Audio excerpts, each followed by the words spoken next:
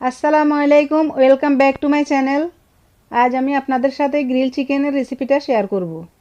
রান্না শুরু করার আগে সবাইকে অনুরোধ করব আমার চ্যানেলটি সাবস্ক্রাইব করবেন এবং পাশে থাকা বেল আইকনে ক্লিক করে রাখবেন। চলুন তাহলে দেখে নেওয়া যাক। গ্রিল করার জন্য আমি এখানে 1.5 কেজি ওজনের একটি মুরগি ভালোভাবে ধুইয়ে পরিষ্কার করে নিয়েছি, আর চিকেনের গায়ের এক্সট্রা পানিটাও শুকিয়ে নিয়েছি। এবার একটা ছুরির সাহায্যে মুরগির বুকের অংশটা একটু ডিপ করে কেটে নিচ্ছি। এতে করে মশলাটা খুব সহজে ভিতর পর্যন্ত ঢুকতে পারবে। একইভাবে রান দুটো হাড় পর্যন্ত কেটে নিব। চিকেন ম্যারিনেট করার জন্য পেঁয়াজ বাটা নিয়েছি 3 টেবিল চামচ, আদা বাটা নিয়েছি 1 টেবিল চামচ, রসুন বাটা 1 টেবিল চামচ, টক দই নিয়েছি 3 টেবিল চামচ, 1 টেবিল চামচ লাল মরিচের গুঁড়ো, ধনিয়ার গুঁড়ো 1 চা চামচ, জিরে গুঁড়ো 1 চা চামচ, কাবাব মশলা নিয়েছি 1.5 টেবিল চামচ, আর নিয়েছি তেল সহ 1 টেবিল চামচ টক আমের আচার।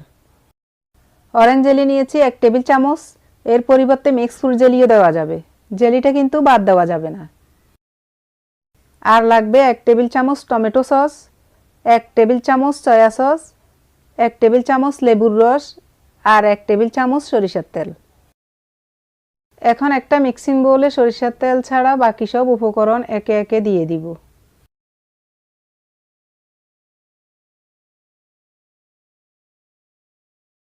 সবশেষে এর মধ্যে স্বাদমতো লবণ আর সামান্য অরেঞ্জ ফুড কালার দিয়ে দিব।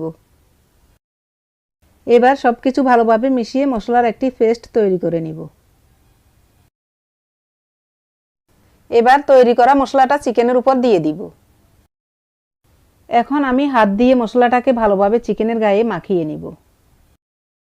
এমনভাবে মাখাতে হবে যেন মশলাটা চিকেনের সব জায়গায় সমানভাবে লাগে। চেষ্টা করবেন মাখানোর কাজটা হাত দিয়ে করার জন্য। মশলা মাখানো শেষ হলে এতে সরিষার তেল দিয়ে আবারও ভালোভাবে মাখিয়ে নিব। এবার চিকেনটা ঢেকে 3 থেকে 4 ঘন্টার জন্য ম্যারিনেট করে নিব। হাতে সময় না থাকলে 1 ঘন্টা ম্যারিনেট করে নেবেন। ফিরে এলাম 4 ঘন্টা পর। চিকেনটাও ভালোভাবে ম্যারিনেট হয়ে গিয়েছে। এখন একটা সুতো দিয়ে মুরগির পা দুটো একসাথে বেঁধে দিব। এতে করে গ্রিল করার সময় চিকেনের শেপটা নষ্ট হয়ে যাবে না। এবার হাত দিয়ে চিকেন থেকে এক্সট্রা মশলা সরিয়ে নিয়ে চিকেনটা অন্য পাত্রে তুলে নিচ্ছি। মশলাটা আমি পরে ব্যবহার করব। এখন একটি প্যানে 4 টেবিল চামচ সরিষার তেল দিয়ে দিচ্ছি। চেষ্টা করবেন এই রান্নাটা সরিষার তেল দিয়ে করার জন্য। তেল হালকা গরম হয়ে এলে এর মধ্যে চিকেনটা দিয়ে দিচ্ছি। 2 মিনিট ভেজে নিয়ে অন্য পাশ উল্টে দিব। আবারও চিকেনটা উল্টে দিচ্ছি। এভাবে উল্টে পাল্টে প্রত্যেকটা পাশ মিডিয়াম আঁচে 2 মিনিট করে ভেজে নেওয়ার পর 10 মিনিটের জন্য ঢাকনা দিয়ে ঢেকে দিব। এই পর্যায়ে চুলার আঁচ লোতে রাখতে হবে। 10 মিনিট পর ঢাকনা খুলে চিকেনটা উল্টে দিচ্ছি। এ পর্যায়ে চিকেন থেকে যে পানি বের হবে এতেই চিকেনটা ভালোভাবে সিদ্ধ হয়ে যাবে। এক্সট্রা কোনো পানি দেওয়ার প্রয়োজন নেই। এখন আবারও ঢাকনা দিয়ে 10 মিনিটের জন্য ঢেকে দিচ্ছি। ফিরে এলাম 10 মিনিট পর। এবার চুলার আঁচ বাড়িয়ে দিয়ে চিকেনটা ঘুরিয়ে ঘুরিয়ে ভেজে নিব যতক্ষণ পর্যন্ত না চিকেনের পানিটা শুকিয়ে যাচ্ছে। পানি শুকিয়ে এসেছে। এ পর্যায়ে ম্যারিনেশনের মশলাটা চিকেনের গায়ে ব্রাশ করে নিয়ে চিকেনটাকে একটু ঝলসে নিব। মশলাটা চিকেনের প্রত্যেকটা পাশে ব্রাশ করে নিতে হবে যেন সব দিকে সমানভাবে কালার আসে। এই কাজটা একটু সময় নিয়ে করতে হবে। খেয়াল রাখতে হবে যেন পুড়ে না যায়। চিকেনটা উল্টে পাল্টে ভেজে নিব। যখন সুন্দর একটা কালার চলে আসবে তখন চুলা থেকে নামিয়ে নিব।